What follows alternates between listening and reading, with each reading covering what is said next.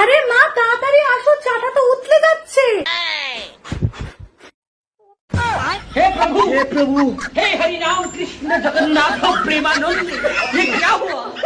এক হাড়ি জলে মাছ কিলবিল করে, কারো বাবার সাধ্য নাই হাত দিয়ে তা ধরে। বলো তো কি হবে?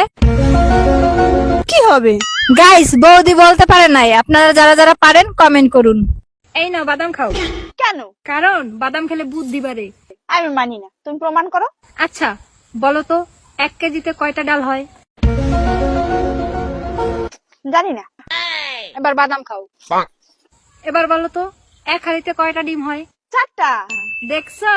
আসলেই তো, বাদাম খেলে বুদ্ধি বাড়ে। ও বৌদি, এটা তুমি কি করতেছো? তোমার দাদাই বলছে টাইমে খেতে। ও বৌদি, এটা আবার কি করতেছো? তোমার দাদাই বলছে টাইমে ঘুমাইতে।